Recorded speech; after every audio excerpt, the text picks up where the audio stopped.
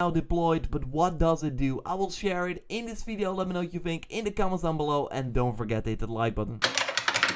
So I already discussed patch 1.10 in a separate video, and now one day later Horizon Zero Dawn patch 1.11 has been deployed. So you kinda already expect that this isn't a big jump from 1.04 to 1.10. So don't expect any new features like being able to buy wires and blaze faster.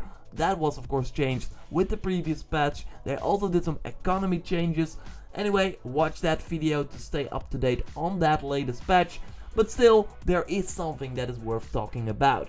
They introduced, or is that the right word? Let's say it costs $1 that if you wanted to buy 2 of the same weapons or armor, your game crashed. But now this has been resolved, as you see right here. But you might ask, why buy 2 of the same weapons or 2 of the same outfits? Well, for outfits it doesn't really make sense, but for weapons there is something to be said about it.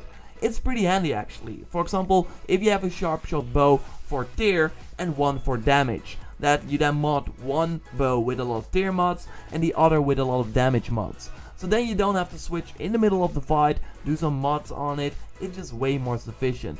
And also because you can prepare 3 arrows on one bow, then switch to the other bow, and if you switch back, you will still have your 3 arrows lined up.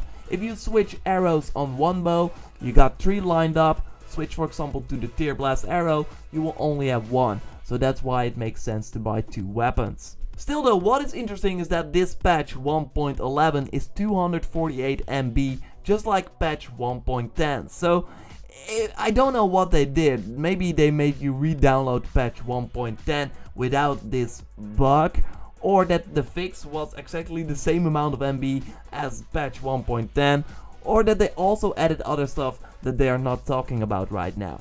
Anyway, when we hear more, I will keep you up to date. But for now, I think that you just have to download, re-download patch 1.10. That is the case right now.